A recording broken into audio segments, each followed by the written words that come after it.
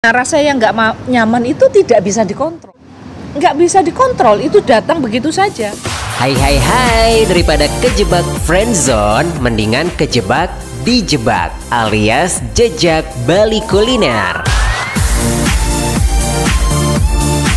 Sobat B ingin menikmati makanan tradisional dan western dengan tempat yang luas dan nyaman?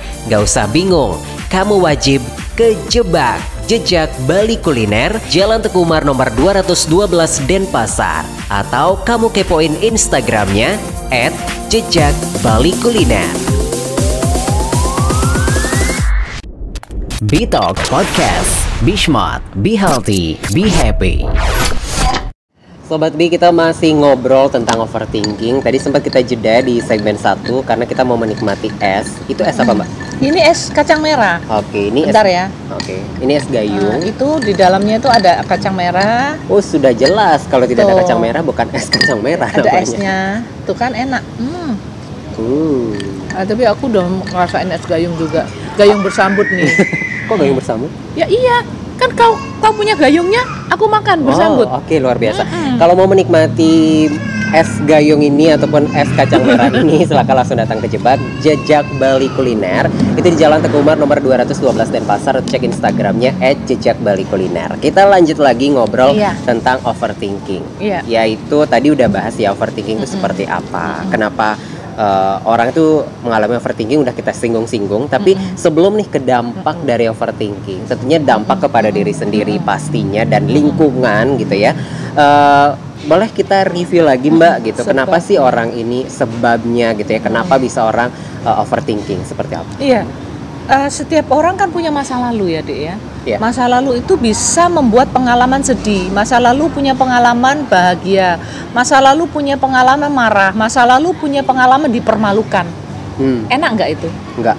Itu semua misalnya sedih, malu, kemudian dinilai sama orang, itu semua rasanya nyaman atau tidak nyaman untuk diri kita? Enggak nyaman. Enggak nyaman. Nah, rasa yang enggak nyaman itu tidak bisa dikontrol. Nah, itulah sebabnya. Jadi masa lalu yang sudah terjadi seolah-olah itu muncul saja di kepala kita. Tanpa kita sadari atau gimana? Tanpa disadari. Kalau memang dia tidak pernah membahas tentang mengapa saya begini, itu tidak disadari. Tapi kalau dia membahasnya, dia menyadari. Tapi kadang-kadang kan nggak bisa dikontrol, itu datang begitu saja. Nah, biasanya orang-orangnya itu perfeksionis, artinya orang ini harus tampil selalu sempurna, tidak bisa dikritik orang. Jadi dia harus merasa bahwa dirinya, jangan dikritik aku, jangan dinilai aku. Nggak bisa hidup di dunia ini kan pasti dinilai orang, kan? Tapi karena merasa dipermalukan, merasa pernah sedih karena sesuatu ini jangan sampai terjadi lagi ke aku. Nggak bisa, emang situasi bisa kau kontrol? Nggak bisa. Nah, karena situasi yang tidak terkontrol itu membuat dia merepetisi pengalaman masa lalu itu. Nah, kemudian muncul pikiran negatif itu yang berulang kali. Terjadilah overthinking ini. Yes, it is. Oke. Sehingga orang-orang yang perfeksionis, orang-orang yang overthinking biasanya susah mengambil keputusan dan orangnya biasanya peragu, tidak yakin terhadap kemampuannya. Kadang-kadang orang mampu pun dia merasa nggak mampu. Kenapa? Karena dia selalu khawatir. Jadi khawatirlah ini yang menghambat dia. Kata kuncinya overthinking itu pasti menimbulkan kata khawatir. Oke, baik, itu kenapa orang bisa terjadi overthinking ini ya Mbak ya. Dan pasti itu kan tadi udah singgung, mungkin kedampak udah disinggung dikit itu bahwa dia jadi susah ngambil keputusan. Betul. Tapi selain itu gitu, apa sih lagi yang secara mendetail gitu orang yang overthinking ini dampaknya ke diri mereka dulu deh gitu, seperti apa? Dampak itu kan ke emosi pertama ya kan. Emosinya kan kalau misalnya emosinya khawatir, emosi khawatir tuh enak enggak sih? Enggak. Jadi secure apa nggak secure? Jadi insecure nggak? Jadi insecure. Kalau secara fisik kan udah tergang kan gitu ya, mencret gitu ya. Iya, ngaruh. Bisa juga. Kalau sudah orang nervous kemudian overthinking, ketakutan terjadi, sakit perut, terus kemudian sakit apa namanya, stomach kayak emah ya gitu, tiba-tiba Asam lambungnya naik kayak gitu ya. punggungnya sakit, Iya, kayak tegang ya. apa namanya ini, pundaknya sakit, tegang kan, saya kepalanya sakit. Terus dari mana ya? Because you think about negative things. Kalau orang berpikir positif, dia secure apa enggak? Secure. Nyaman dia. Jadi sesuatu yang positif itu, kalau kita mengucapkan sesuatu yang positif, tubuh kita mereaksi cepat. Tapi tubuh kita lebih cepat mereaksi pikiran negatif dibandingkan pikiran positif. Sehingga untuk berpikiran positif itu harus perlu effort untuk menyadari mengapa saya overthinking. Oh, karena yang pikiran negatif ini lebih cepat gitu ya? Lebih cepat ditangkap. Responnya. Responnya adalah ke arah gangguan fisik. Nah, apalagi gangguan pikiran. Nah, kalau begitu ada seed atau ada bibit khawatir, maka akan menjadi khawatir begitu terus. Khawatir tidak akan membuat orang menjadi tenang, tidak. Kalau dia menyadari dia overthinking dan bisa tenang, dan dia nggak apa-apa. Tapi kalau enggak, dia akan menjadi lonjakan lagi, berpacu dalam melodi lagi, diulang lagi pikiran-pikiran yang tidak realistik, yang tidak logik, yang tidak rasional.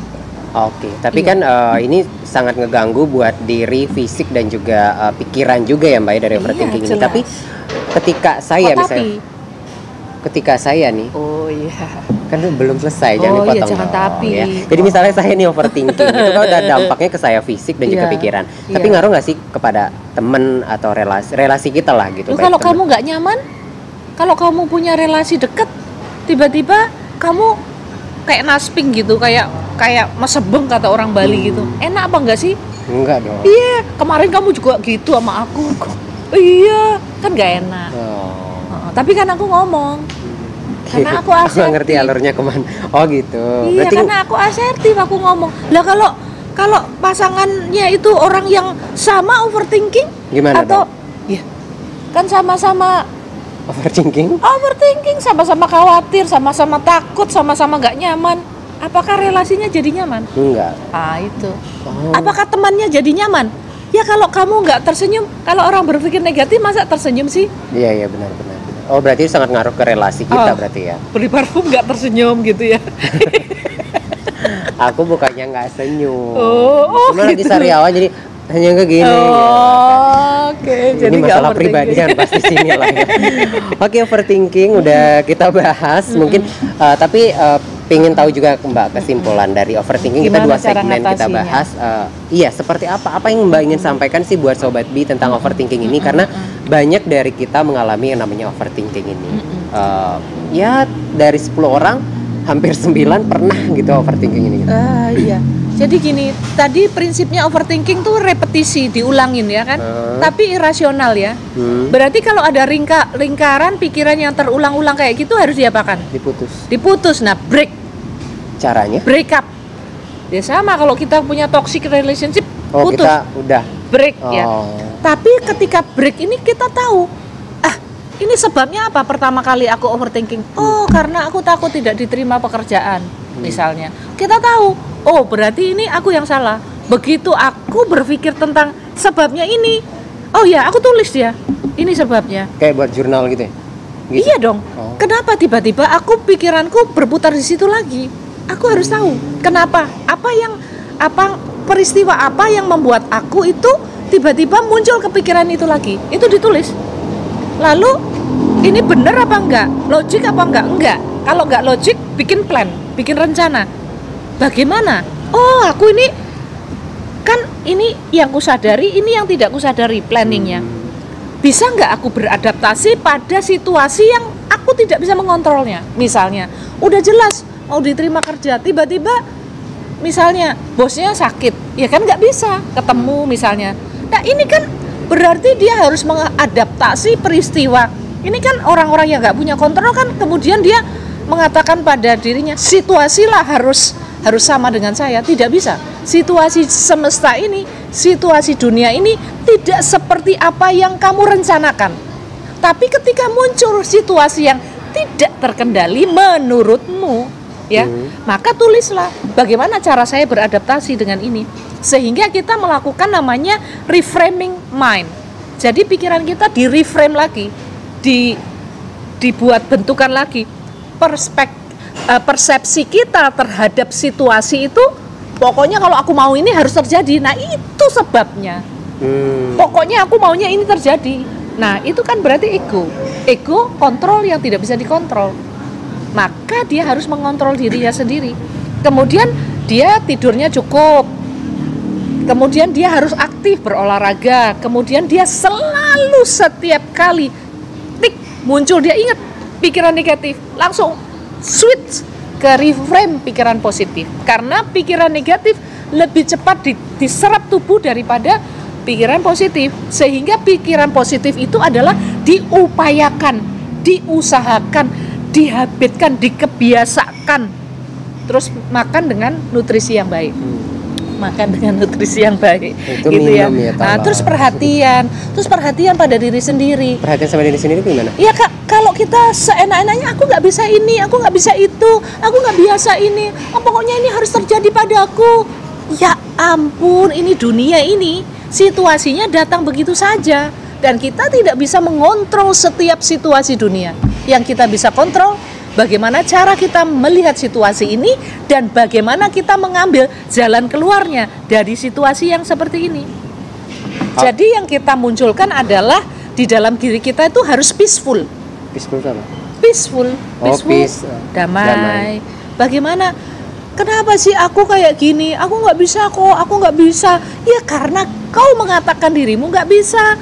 Nggak ada self-acceptance pada dirimu, nggak ada penerimaan dirimu, nggak ada pemaafan dirimu terhadap kejadian masa lalu yang membuat engkau berpikir berulang-ulang tentang sesuatu yang negatif. Begitu. Oke. Jadi yang bisa merubah siapa? Diri sendiri. Psikolog. Bisa, psikolog cuma bisa memberitahu. Oke, berarti kuncinya adalah diri sendiri kita ya. Dan tidak mengasihi diri sendiri untuk dikasihi orang lain. Jadi mengasihani, kayak membuat orang lain iba gitu. Enggak. Kitalah yang merubah habit negatif, pikiran negatif pada habit pikiran positif. Oke. Nampaknya kita cukup dulu bahas overthinking. Tapi kalau Sobat B masih ingin tanya-tanya seputar overthinking seperti itu, nampaknya ada di kepala kamu yang rasanya perlu ditanyakan lagi, boleh langsung aja DM ke Instagram @bitalkpodcast atau langsung aja komen di YouTube kita juga boleh ya. Dan nanti kita masih ada bahas satu lagi mungkin ya di Jebak. Kita akan bahas tentang anxiety. Ini kekhawatiran ya, kayak cemas gitu ya. Karena ini berkaitan dengan topik kita overthinking. Tapi buat kamu yang ingin makan ataupun minum baik itu western ataupun tradisional, kamu bisa langsung datang ke Jejak Bali Kuliner, Jalan Teguh Umar nomor 212 Denpasar, atau kamu cek Instagramnya @jejakbalikuliner. Nanti kita bahas segmen selanjutnya tentang anxiety di Jebak. Jadi buat kamu wajib subscribe, terus juga like, share, komen juga YouTube kita ini. Ya ini jadi nggak konsen kalau lihat orang makan di sampingnya. Kita mau menikmati dulu hidangan yang ada di sini. Bye.